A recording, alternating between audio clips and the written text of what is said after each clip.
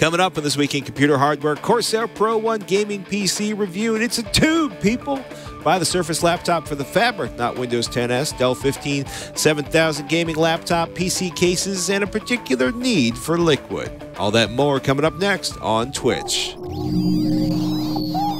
Netcasts you love. From people you trust. This is Twitch. Bandwidth for Twitch is provided by CacheFly at CACHEFLY.com. This is Twitch, This Week in Computer Hardware, episode 413, recorded on May the 4th, 2017. The Corsair Awakens. This episode of This Week in Computer Hardware is brought to you by iFixit. You've seen their teardowns all over the internet, the free repair guide for everything, and the ultimate marketplace for their electronic tools and parts. For $5 off your purchase of $10 or more, go to ifixit.com/twitch and enter the code TWITCH at checkout. Welcome to Twitch, This Week in Computer Hardware, Twitch's weekly show that aims to bring you the most useful, most engaging, most delightful, and occasionally even the most affordable, well, mobile, desktop, PC, cell phone, and there may be some discussion of headphones today because joining me from PCPro.com is not Mr. Ryan Shrout, but Mr. Sebastian Peak. Sebastian, welcome back. Hello. Thank you. How are Good you, to sir? be here. I'm fine. How are you doing? I'm late, but full of mirth and good cheer. I'm curious if you had any recent audio epiphanies you would care to share? No real epiphanies, but I did successfully reconnect my turntable after having it packed away since my son was born. So that was a win. Oh, wow. Is it child-proofed? Is it up high enough that the child cannot get to the shiny arm with the pokey thing on the end? Yeah, that was the challenge because no matter where I put it, it was never high enough because he climbs on other things to get higher. So it's inside of a cabinet, but when the cabinet opens, I can use it, and the cabinet has a lock built into it. So I had to resort to office furniture that contained a built-in locking system to keep it from him.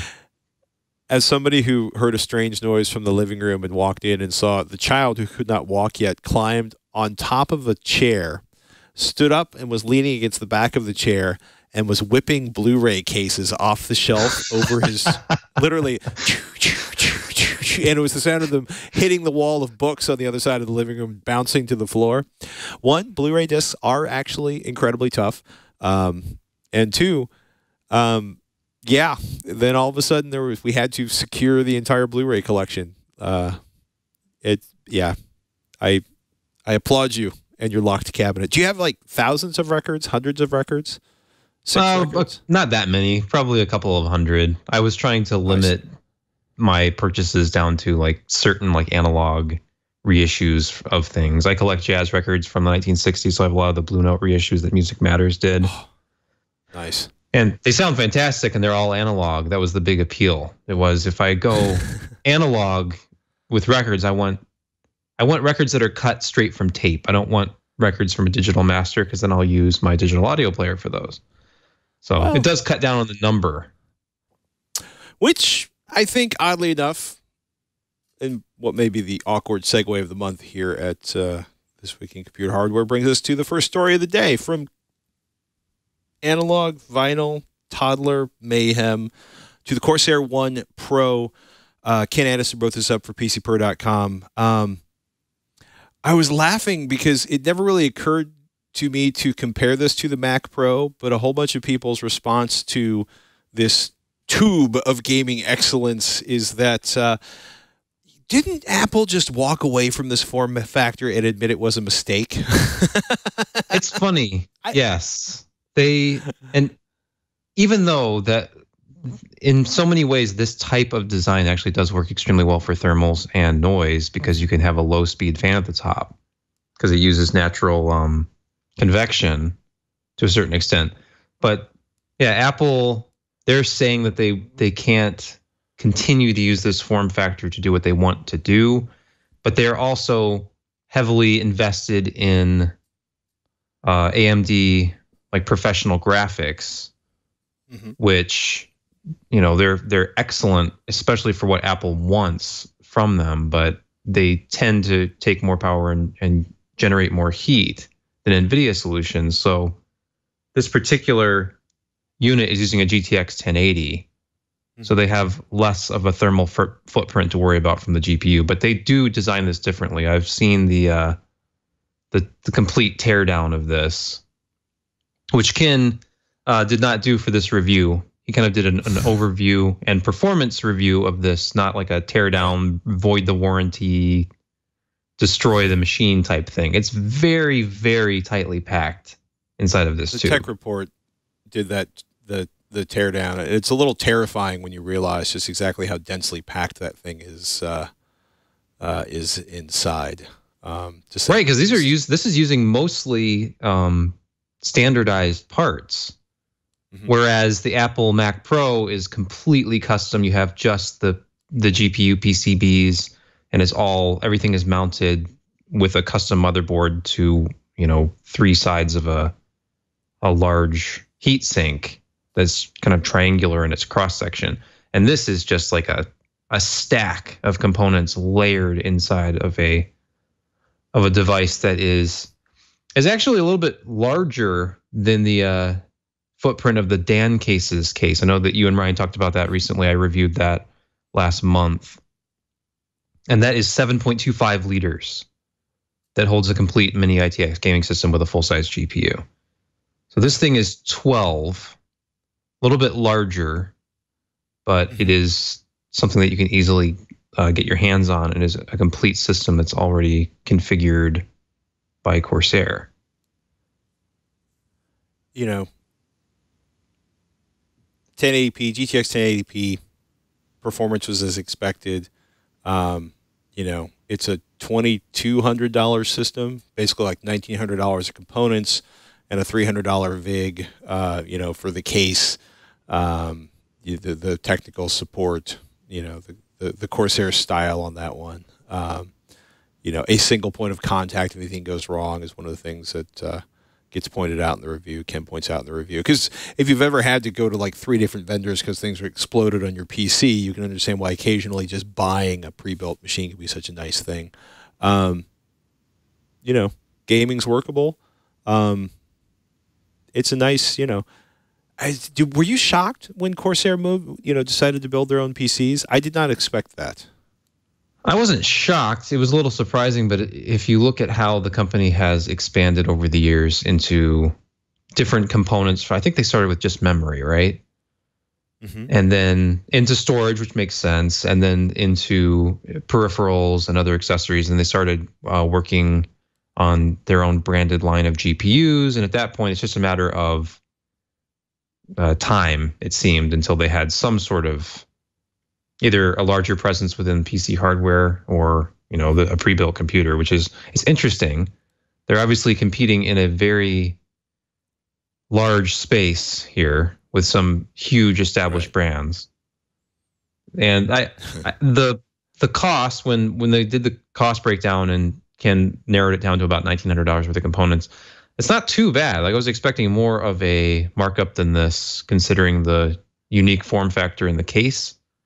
So about $300 for the premium on this isn't too bad to me. I mean, you do lose a lot of flexibility from a standard computer build because they only allow you to access just so much. You really can't open the thing up without voiding the warranty. Which means you're never going to upgrade your motherboard. Correct. Yeah. And as far as I know, it's a custom design anyhow. Probably not on your short list, or something you would be tempted to buy if you had the money floating around. If I had the money, if I had around $2,500 as a budget for a gaming PC and I didn't want to bother with it, if you look at what else is out there, it seems that gaming, when you're looking at an Alienware system, even though their newest, like the Aurora desktop series, went to a smaller form factor, it's more of not even a mini tower, it's just a compact, like a micro ATX size tower, like they're really old, like Optiplex and Dimension work desktops. Still, this is half of that size. So if it was just put it on the back of the desk and have a big gaming monitor, especially now where, with a small child, I would never want a big gaming PC on the floor. So to get something up on a desktop that's really small is very attractive to me. I like the idea of those Mac Pro desktops, but they don't have the power for what I'd want to do with them, and I couldn't really game on them. So this is like the gamer's alternative to that. We've seen some companies try this before. I want to say it's MSI that had the Vortex, which was compared to the Mac Pro design as well. Kind of a tube. I saw that at CES in 2016. Similar idea. I don't think I ever actually saw one of those in the wild ever, other than at CES. Yeah, exactly. It was impressive, but it was a lot more expensive too. But they loaded those down. You know, like RAID, multi SSD RAID, and a lot of additional features. And I think it was well over $2,000. So it also unfortunately looked a lot like a space garbage can. Kind of, yeah. I don't mind the look of this one. I look at these things and it's kind of like the size of the external GPU enclosures that we first started to see, and now we're getting entire computers in them. So there are worse things. It's the beauty of the SFX form factor for power supplies, I guess. Well, having built a bunch of mini ITX boxes, I don't know how beauteous I feel about some of the power limitations on that, but that might just be me. Oh my goodness. In a completely different look, of course, they launched a new carbide series, the Spec 04 this week. Jeremy's got the write-up on PC Per. A black enclosure with a tinted side window and your choice of red, yellow, or gray highlights on the front panel. And, quote, the front panel design is more than for just show. The depth allows your front fans to be installed between the case body and the front panel, leaving you more room in the interior for components and making it easier to swap the fans. So, and leaves enough space for all of the buttons and audio and your front mount, which is on the side on this particular device or particular enclosure for the USB plugs and stuff. Good looking case. I gotta, I do not like glass walls in my cases, and a lot of people pointed out that it's very similar, just more meshy than predecessors. The additional mesh appeals to a lot of people. This is kind of a more traditional take on what they had shown a year ago at CES, which was their Spec Alpha, which is very, very angular, unusual design. And this takes that sort of angular, the asymmetrical look, and just kind of makes the front panel out of that. And then what's behind it is essentially a standard mid-tower, kind of like their Carbide 100R. So yeah, the convenience factor, it's much more traditional build in some of the more unusual cases you'll see. And then, like they said, the sort of bulging front does allow you to have the fans within that, so you have more space inside of the case itself. So if you like the look of it, you'd get a little bit more space out of it than your standard mid-tower. And the MSRP on this thing is only $49.99. So the price I like. When I built my Ryzen PC, I picked up a Corsair Carbide Series Quiet 600Q full tower case, which is $150, which is a lot of money, but it is staggeringly quiet. And had enough room. I hadn't bought it. I don't think I'd bought a new case in 5-6 years, and I had 280 millimeters of radiator, and I just didn't want to bolt them to the outside of the case I had. And so A, this had enough room for the radiators, and B, it didn't have a window. You can get it with a window if you want, but I got the version without the window. And they did a pretty good job of, deadening the interior with, noise insulation on the sides, or, panel padding or cladding on the panels on the sides, and the way they sealed the case out. Also runs really, really cool. The sound damping's nice, but the case layout also was incredible for me because it'd been so long since I had a new case. It was amazing to realize that even I can make the inside of the case look clean and like somebody who actually understands cable management. If you take the back of the case off, there's a horror show of cabling running back there, but everything works perfectly. And the inside part where I have to work on stuff is really, really clean. But man, how do you like the inverted motherboard layout on that one? I think it's smart. I don't know. heat rises, so putting the power supply on the top. I assume that's what you mean by the when you say the inverted, with the ATX. Oh, right. I reviewed that case. The motherboard installs upside down. Never realized. Yeah, I mean the slots were at the back. There was enough room for the cooler, and the cables ran everywhere. And it never even occurred to me at that point. There's upside down. Patrick assembled this in a haze. Yeah, it's I'd say the video. There is a video of it at at TechThing or Patreon.com/TechThing. We did that build video up on. It's never even occurred to me. Everything fit in, everything worked, and I had lots of room for my cables, and I could fit the radiator. And it never really occurred to me that the motherboard was laid out in an odd way. I like inverted designs myself, so it wasn't an issue for me. No, and having the power supply above everything, I think, is just smart. It's also nice to have a case where you're pretty much never going to cut yourself on any part of it unless you manage to saw into the edge of it and then drag your arm across the recently sawed edge. Not that I've done that. I don't know. I like it. It's $150. Not a cheap case, but apparently I buy a case once every 5, 6, 7 years. So I figured I may as well get a nice one. Dell Inspiron 157,000, the 7567. Kit Addison got hands on with this one too.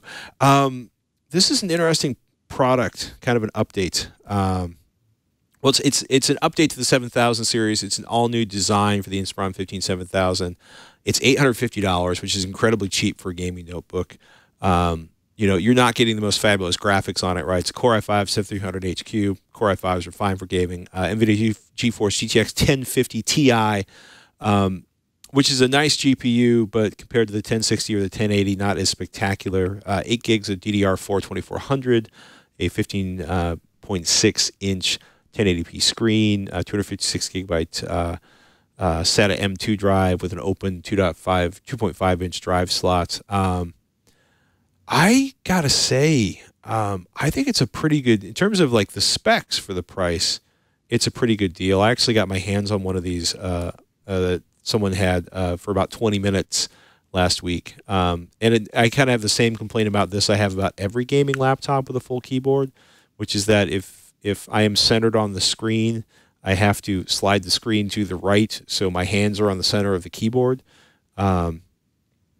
Which drives me nuts for everything. When you're gaming, it's not so bad, right? Because you've got like one hand on the number pad and one hand on WASD. But for general usage, I find that slightly maddening because you end up being offset from the screen. But the trade-off for that is that you have a full keyboard, which is great if you are a gamer or an accountant that lives on a laptop. So really, this could be a Dell Inspiron for gamers and accountants. They could add that into their advertising. I had a friend of mine who's a CPA want to see me. I had a gaming laptop, and at first he made fun of it because it was a lunch tray, so several years ago. And then he realized he actually wouldn't have to carry around his little plug-in number pad for his laptop. And he got really upset and basically wanted it. I don't know how else to say that. Performance is really comparable to a 1050 Ti desktop, which is nice. So, anywhere from, maybe 25% slower maybe on GTA 5, but for the most part, within like 15% on about half the benchmarks that were run. That's probably attributable to CPU, as Ken notices. I think it's a pretty good deal for what it is.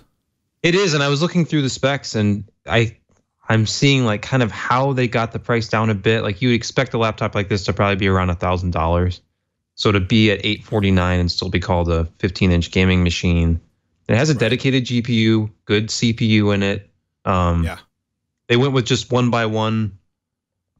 It's an Intel 3165 wireless card, so kind of a budget card, but still a good card.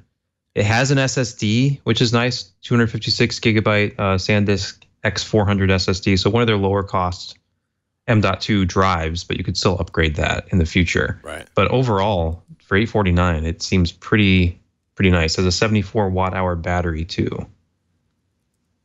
And a nice keyboard. Having touched the keyboard, I can say it's a pretty nice keyboard for the device. Having pried open a couple of smaller laptops in the last year, they make it between the extra 2.5 or the open 2.5-inch drive slot and the fact that the battery is really accessible and the memory is really accessible. I give a shout out to Dell for giving it. If you decide to upgrade your laptop, it will not be emotionally traumatizing. You will not have to spend like 22 hours on the iFixit website and various forums trying to figure out how to get inside of this. If you can operate a screwdriver, you're 90% of the way there. And Dell also makes all their service manuals available on the Dell website, so that's a big plus. Editor's choice for that one. We should take a moment to thank our sponsor, speaking of iFixit, because our sponsor this week happens to be iFixit. The coincidences. I'm not clever enough to do that intentionally. This episode of This Week in Computer Hardware brought to you by iFixit. With more than 22,000 free repair guides and 90,000 troubleshooting solutions, the good people at iFixit.com are experts in consumer electronics repair. iFixit provides all the regular knowledge you need for free. They also sell a wide array of parts and tools to help you get the job done. Ask me how I know. I've replaced so many screens with the help of iFixit's repair guides. And they know what they're doing. And they make some really nice tools. And you should check out the ProTech Toolkit. I have one at home and one at work, and then my wife made me get her one. And then they just spread from there. They're just incredibly useful. It's if you remember the older one, this is a completely reimagined design. Just as ruggable and portable as before, the big durable canvas case, but they've really evolved it in ways that make it easier to use.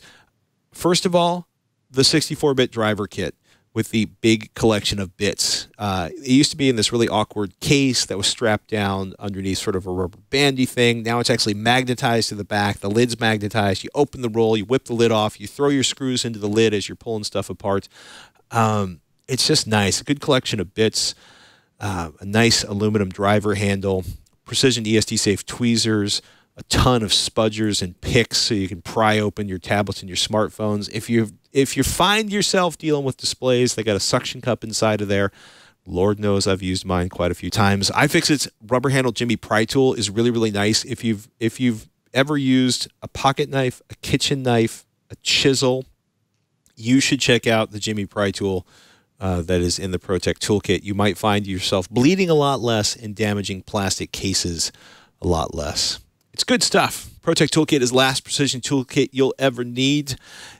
And that's why the ProTech Toolkit is backed by a lifetime guarantee. That's sweet because it means that iFixit is trying to make stuff that won't fall apart while you're trying to fix your stuff that already has fallen apart.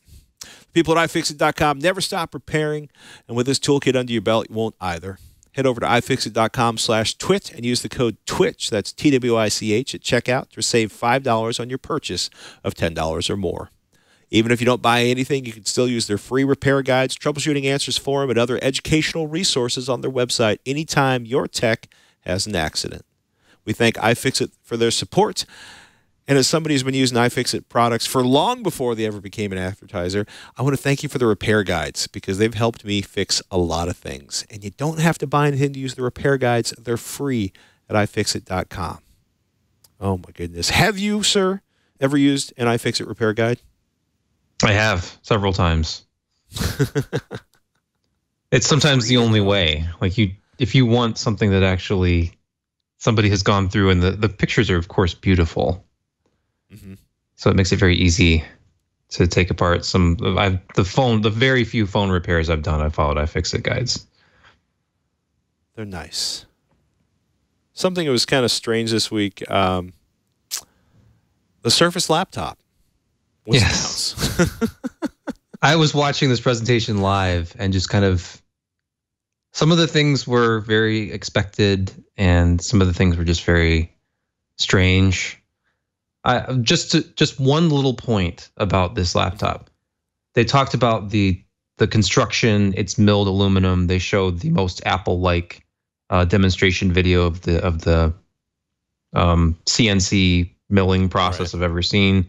And then they started talking about this fabric material called Alcantara, I think is how it's pronounced, that covers not only the top like wrist rests, like the palm rests, but the keys. Right. So it's, I mean, I know this, the Microsoft Surface keyboard cover has sort of a fabric-like feel to it, and I've used one of those, but a little unusual. Well, you have a milled aluminum with fabric on the top of it. Well, it's Alcantara's really weird stuff, and I've run into it because it's used for automotive upholstery, or I've sat in it.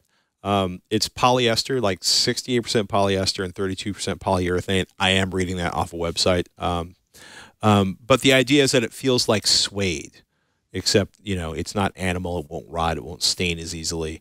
It's a weird little microfiber material that shows up in cars. A lot of places I've seen steering wheel covers used with it. People use it for furniture.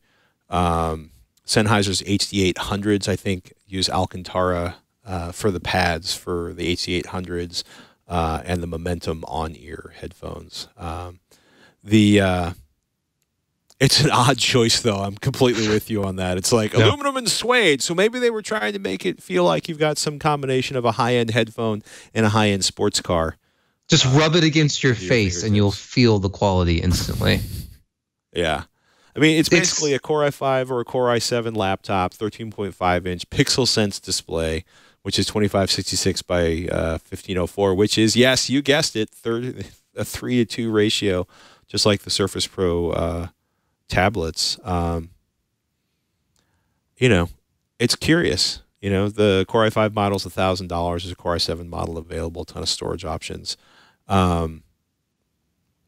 It's also curious about the Windows 10S. Yes.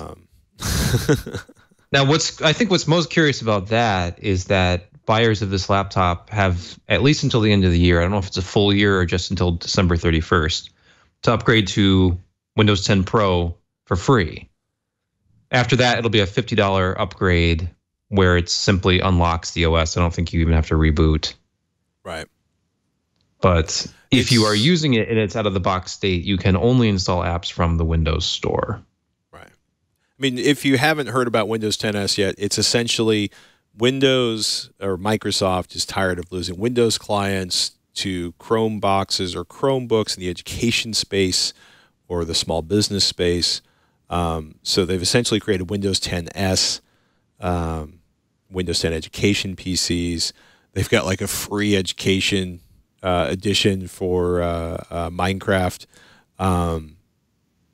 free Office 365, but it's locked down. You can only install stuff from the Windows Store, which can be a little awkward in the Windows universe if you're trying to, not have to deal with a lot of terrible stuff being installed on the kid's machine or the student's machine or the office machines or, your brother's machine. This is one way to lock it down. But yeah, Windows Store only is the big one, and it's their real first, we've got to catch up to this Chromebook security management problem that we are way behind on. Yeah. Oh, and it's not just Windows Store only, as I found out later. It's also Edge browser only and Bing search only. Yeah, that you lost me. It has been several months since I've had a Bing search experience other than accidentally in the Edge browser. But I do not see it as having advanced that much. Yeah, and the $189 Windows 10S laptops for education. The education stuff was nice. The coolest thing for me from that presentation was that they're including with this version of Windows 10S on these education laptops, these built-in steady states that go to a USB key. So the student has their own USB key, they pop it in the laptop, and it uses the information on that key to restore the laptop to the last used state. So they can take any laptop in the classroom, plug in their USB drive, and have their personal laptop again. So they don't have to organize it the same way. What'd you think of the Predator X27 gaming monitor that Acer announced? It's like 4K, 144 hertz. Does that sound completely over the top to you, or does that sound like a reasonable need in the game? Well, I don't know what could drive it really, but it's like checking every box. It has the ultra fast refresh rate. It's 4K. it's HDR, and it's not just HDR in name. It actually, in addition to supporting the higher color, it has the full array local dimming. It has 384 lighting zones behind the screen. Huh. I fear One of the last this monitors to be made with local dimming. Yeah, I look at this and I am afraid at what the retail price might be. It looks amazing, but it also looks like it could be north of $2,000. You know, that would make sense. We were talking last week, Ryan and I were talking last week about how few, I had some new Dell 1080p monitors, and we were talking about just how few people, if you look at Steam, actually game at 1080p. And then the number of, according to Steam stats, the number of people gaming at a higher resolution than 1080p is less than 1% of all Steam users. But yeah, I can totally see this being a $2,000 flat panel with Lord knows what combinations of GPUs to drive it. I'd also like to know a little bit more about Acer's HDR Ultra technology, because they don't seem to have a lot of information out there on that. And I'm curious if it's like full HDR10 compatible. Because that was one of the discussions I had with Dell, was that yes, these they offer these new inexpensive Dell monitors that are offering Dell HDR, but they're 1080p. And they don't kind of have the full color gamut or the brightness to do the full range of what you want an HDR, 4K HDR monitor to do. And one of the things Dell said is like, well, it's this close to you, so it doesn't have to be that bright. And yes, Mr. Norton, it is HDR-ish, true HDR. HDR light. We're providing you with a faux HDR experience. A near HDR experience. So beware if you're ordering HDR monitors and then wondering why your Blu-rays don't look the same way as they do on your giant 4K television or your neighbor's 4K television. From the cheap mechanical keyboard department, I took a look at Aukey's newest mechanical keyboard. It was odd for Aukey to do a mechanical keyboard. It sells for like $65. It's RGB, and unlike a lot of the inexpensive gaming keyboards I've seen that are RGB, it actually has a decent amount of control, like 7 different colors, 10 different sets of effects, many of which are guaranteed to make you vomit, but not really nearly as quickly. I mean, the cheapest gaming keyboard with like Otomo Blue mechanical switches I've seen is the First Player Fire Rose, and it literally has a rainbow across the keyboard. It looks like unicorn vomit or unicorn poop, if you prefer, across the keyboard. It's literally a rainbow of colors, and you can't change them. You can dim them, you can turn them off. Fantastic. It's a singular experience. In this case, you actually have the same Otomo Blue switches, which are like blues but lighter, very loud. If you want a loud keyboard, this is your keyboard. Like claim of 50 million keystrokes, just like a regular Cherry MX Blue. It's 2 millimeters to actuation, 4 millimeters to total travel. But it's like half the number of grams to actuate it. So, but the other thing that amused me about this greatly, unlike a lot of the other keyboards out there, they're not offering brown or reds. It's just blues. The full name of this on Amazon is the Aukey mechanical keyboard with blue switches, RGB backlit 104-key gaming keyboard with preset and customizable lighting effects for PC and Mac gamers. And that bright white keyboard, if you're watching the video that just flashed by a few seconds ago, that's the Fire Rose, which has the same keys, costs $20 less, but has the worst lighting effects I've ever seen. These you can turn off. You can just keep it to a simple color, or you can do stuff like that. Yes. Which was fun to play with, but would probably cause me brain damage if I tried to use it for an extended period of time while trying to type an article. I'm with you on this keyboard too. I got a chance to, I had one in for review a few months ago, and like you said, very, very light feel, very clicky, but impressive for the price. Like, it's fluctuated between $59 and $65 for a while on Amazon, and it's legitimate mechanical keyboard. And like you said, the lighting, I had to use the manual to look at exactly how to do it. But There's like 4 or 5 different key combinations you can do, and you can adjust it to just a solid color, which is what I did, or like those fun effects like the little explosions and the color rainbow across the keys or whatever you want, or turn it off entirely. Do you ever use media keys on a keyboard? Like I've discovered that because I have at least one keyboard with a physical volume control on it, I kind of miss having that on other keyboards. Do you care that they don't have like discrete keys for play, pause, skip, or stuff like that? Or are you just good to go with the function keys, or do you just grab the mouse and change whatever you need to in the app you're running? I end up missing them when I don't have them. I use a keyboard typically that does have them. So like I have the volume controls and like play, pause, and stuff right there. But I do miss it when I don't have it.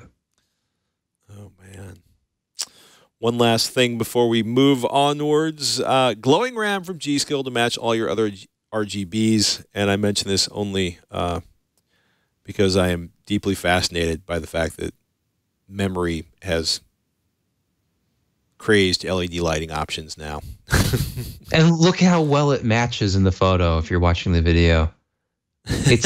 You've got the cooler, you've got the motherboard. This is one of those motherboards with the RGB lighting. It's you've got everything matches. It's like the same teals and purples. It's whoever would have thought just a year or two ago that you could have your every component in your system glowing with the same colors. And there, of course, are cases now that have the same like RGB sync, so that you can have the case fans glowing the same color as the motherboard and the memory and the all-in-one liquid cooler and the video card and the motherboard. Makes me want to grab the hip waders. Yeah, I very much enjoying the performance of the Prime X370 Pro motherboard I bought to do my Ryzen build. Still a little horrified that there are programmable lighting effects on the motherboard itself. Just really? On the motherboard? Why? And it's for because if you have now your case doesn't have a window on the side of it. You have the Quiet Series case, but imagine you should get a case with a window on it just to showcase the RGB lighting on that Prime motherboard to the world. Who cares about noise levels? I'm starting to feel like I should get a whole bunch of lighted components on the inside of the case just so I know they're there, and once in a while I can reveal them. But in any case, if you're looking for an alternative or some competition for the Vengeance LED DDR4 memory from Corsair, you can go check out what's going on with G.Skill. You might want to wait a little bit before installing G.Skill's control utility, but the full review is available up on Kit Guru, and a link to that is in PC-Per. Anything you can talk about that you're reviewing right now? Is it all hush-hush, or? A small portion of it is. A lot of coolers are coming soon. I've been just every day I'm putting a different one on the test bench and trying to assemble some comparative benchmarks with a different test bench I switched to, and just liquid coolers and liquid coolers and liquid coolers. So expect a barrage of those. Are you finding a significant delta between air cooler performance and liquid cooler performance right now? Or are you just avoiding air coolers like the plague at this stage of your life? The one that I had with the group, just to give a point of reference for air, is the Noctua NHD 14. That's still my benchmark standard for an air cooler, and it holds up very, very well. You have to really have a compelling reason to go liquid with a cooler that works as well as it does, even with overclocked loads at 1.3 volts, which is what I've been using. So, right, like I said last year with the big tower cooler roundup I did, there's so many good low cost air options that you kind of do have to have a specific need for liquid. And although I will say I have recently tested, there's a review coming up soon for some products from AlphaCool that do remarkably well with very little noise output. So it's possible when it's done right. It can be very compelling to go the liquid route too. It's I admit I don't build a lot of liquid cooled PCs these days, but when I did the Ryzen build, I knew when it overclocked there was going to be heat issues, and I immediately went to the biggest liquid cooler I could find because I didn't want to think about it. I just wanted to eliminate all likelihood of cooling being any kind of issue for overclocking on that system. You said you went with a 280, right? Your radiator. Yeah, like I would need to do some more testing, but I'm almost to the point where I think 280s are more effective than 360s even, but I'd have to test some more samples to really get a better picture of that. But I had a 280 that was just rocking versus a 360, like really a 280, but the 140 millimeter fans, bigger surface area, I guess. 140 millimeter fans. Take a look at the depth and the construction of the radiator, because something I've been obsessed with lately, because I am a diesel geek along with being a computer geek, is how charge couple intercoolers are basically the intercooler in between that goes from the output of the turbocharger before it goes to the intake of the engine. They put it through this huge radiator, it's basically a giant radiator for your air. And the idea is that you remove a bunch of the heat. And it's amazing to realize how much the different designs can or cannot impact cooling. So, I mean, take a look at the radiator fins. The thicker the radiator is, that can make it more effective or less effective depending on the airflow. The best liquid cooler radiator I ever used with liquid cooling was a car radiator with a big 12-volt fan attached to it that ran super slow at 5 volts. But it was ridiculous. But the side effect of it being so ridiculous is there was such a huge thermal mass of water in the radiator, and there was much more water in the radiator than there actually was in the loop inside the case. So it made it particularly effective at cooling. It was just really hard to raise the temperature on that too far above ambient, because so much of the water was spending its time at ambient. But that also required bolting a car radiator to the exterior of a case, which is one of the singular goofiest things I think I've ever done with a PC build. Are you doing any DIY water cooling, liquid cooling systems, or are you doing all pre-assembled ones? These are all pre-assembled. I've seen some recently that are pre-assembled from like off-the-shelf custom loop parts, but everything I've touched so far has just been ready to go out of the box, even if it can be refilled or customized. There are worse things than never having to say, oops, I dropped water on the motherboard, it's dead. Yes. Try to work on these things with the system turned off. Yes. In fact, you really, really should. Just in case. It's extremely unlikely that any of the sealed liquid coolers will leak. But if they do leak and the motherboard is powered, the system is powered up, it's generally catastrophic. If there's any volume of water, and even a tiny drop can blow out a capacitor at the worst possible time. Man, I'm experimenting with USB-C docks for laptops. 2 of them, to be specific, with my XPS 13. And it is curious. It is curious, mostly, you say? Yes, I'll talk more about that. Which it's just, you can hate. I can be less frustrated with Apple's obsession with eliminating all the ports on the laptop when you have this giant brick full of power and plugs of all types, and then I remember how much the giant brick dock costs, and I get frustrated about the ports not being in the system. But if everything in your desktop is hooked up to the dock, power, Ethernet, video monitor, whatever external storage you have, it is incredibly convenient to just lay your laptop down and plug the USB cable in and be done. Which may sound obvious, but it is more obvious to me now than it was before I started playing around with these. So. And that sounds infinitely better than a bag full of dongles.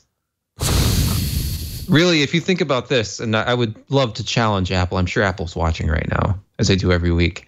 But if you were to sell a pro-level product, Yeah. Sell a pro level laptop with only, a couple of USB Type-C connections on the side. Why wouldn't you include some sort of port replicator or adapter like a dock that would have every conceivable, input that you would want from a pro level machine?